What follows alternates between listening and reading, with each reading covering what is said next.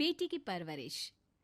जिंदगी किसी को किस मोड़ तक ला सकती है। एक दिन कविता अपने पति से कहती है, कौन है ये बच्ची, बताते क्यों नहीं, क्यों लेकर आए हो इसे यहाँ? कविता, ये मेरी बच्ची है। माँ पापा मेरी शादी शिवानी से करने के लिए मान नहीं रहे थे, लेकिन मैं उससे बहुत प्यार करता था। अब वो इस दुनिया में नहीं है, लेकिन सन्निका की जिम्मेदारी मेरी है। इसे मैं अपने पास ही रखूंगा। कविता ये देखकर सुनकर सन्न रह जाती है।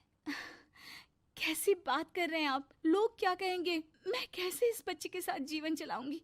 देखिए, इसे देखकर मुझे टेंशन हो रही है। आप इसे ले जाइए यहाँ से। मेरी भी तो बेटी है, मैं उसका हक कैसे मार दूं? दिनेश कविता को किसी तरह समझा लेता है। देखो सन्निका, ये आज से तुम्हारी माँ है, इन्हें तुम्हें माँ कहना है। कविता को तो सन्निका को देखना भी गवारा नहीं है, फिर वो उसकी माँ कैसे बन पाती? और शायद दिनेश भी ये हकीकत जानता था। कुछ साल बाद देखिए, अब राधिका बड़ी हो गई है, उसके लिए किसी अच्छे घर का रिश्ता देखिए ना।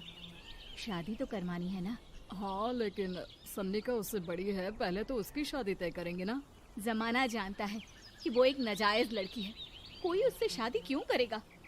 वैसे भी आता है क्या उसे, जो कोई उसे अपने घर की बहू बनाएगा? तभी वहाँ सन्निका आ जाती है।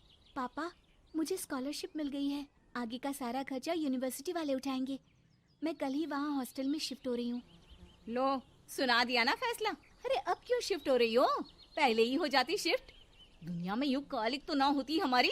क्या यार कविता, एक तो खुशी की बात है कि लड़की को कुछ आगे बढ़ने पढ़ने का मौका मिल रहा है, लेकिन नहीं, तुमको तो केवल ताना मारना ही आता है। जाकर देखो शिवानी क्या कर रही है। अरे हाँ, मैं शिवानी को दूध देना भूल गई, वो कैसे उठेगी? कविता को ये सुनकर गुस्सा आ जाता है। हाँ हाँ, अपनी किताबों से फुर्सत मिले तब ना। मेरी बेटी ना कुछ खाए ना कुछ पिए, यही तो चाहती हो तुम। सन्निका, जिसने कभी कविता से बात ही नहीं की थी, क्योंकि वो उसे हमेशा कोसती, वो वहां से बिना कुछ कहे निकल जाती है। खाना तो पूरा बन गया, अब जाकर आराम से पैकिंग करती हूँ, कल वक्त से निकल जाऊंगी। देखिए जी, वैसे तो ये लड़की मुझे एक आंख पसंद नहीं, अपने कमरे में पैकिंग कर रही है। अरे मुझसे तो कभी बात भी नहीं करती। आप साफ साफ बोल दीजिए उसे कि घर से जाएगी तो सारा काम कौन करेगा? उसकी माँ।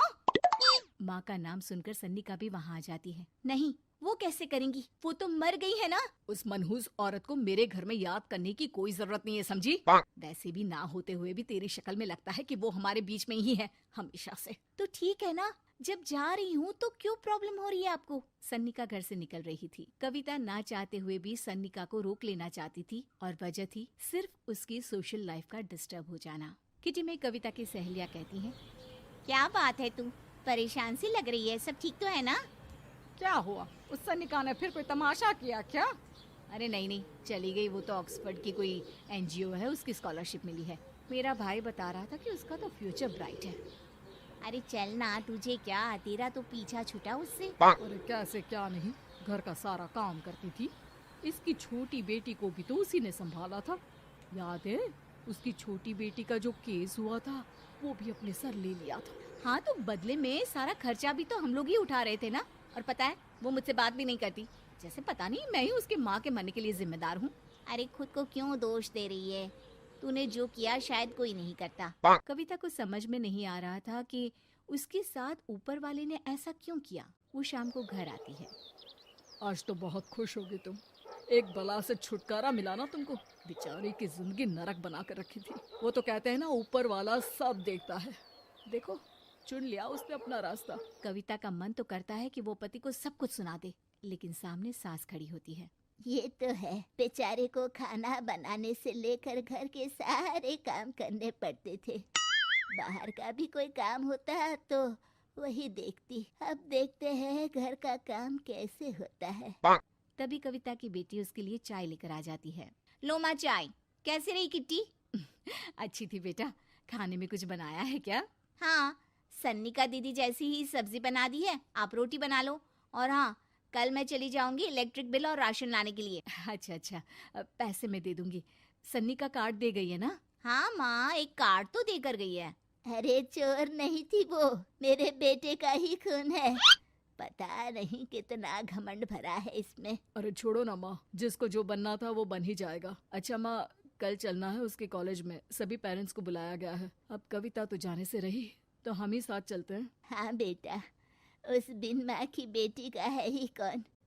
अब क्या था, कविता का गुस्सा फूट पड़ता है। हाँ, आप लोगों के जैसे तो इंसान नहीं देखे मैंने। अरे मेरे सामने ही अपनी नाजायज बेटी को लाकर बिठा दिया।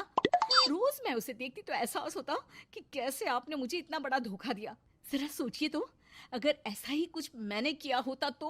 अरे रहने दे, क्या नहीं किया तूने उसके बदले में। उस मासूम के साथ क्या क्या करती थी सब जानते हैं हम। अरे छोड़ो ना माँ, ये तो एक बात लेकर बैठ जाती है। चलो सोने चलते हैं। अगले दिन दिनेश और उसकी माँ सन्निका के कॉलेज में जाते हैं। कैसी हो बेटा? मेरा नाम रोशन करना।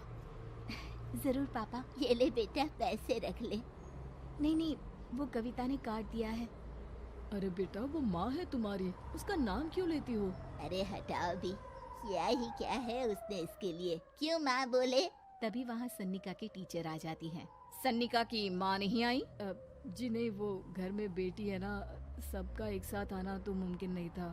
तो उन्हें भेज देते, हम सभी उनसे मिलना चाहते हैं। मानना पड़ेगा, बहुत अच्छी तरह से पाला है उन्होंने अपनी बेटी को। क्या घर का काम, क्या बाहर का, कॉन्फिडेंस तो कूट कूट कर भरा है। पैसे रुपये के लिए भी इसे किसी का मुंह नहीं देखना पड़ता। स्कूली शिक्षा भी लाजवाब है। पिता और दादी को एहसास होता है कि जिस कविता के पालन पोषण पर उन्हें हमेशा से शक रहा, वो सन्निका के भविष्य के लिए किसी वरदान जैसा साबित हुआ।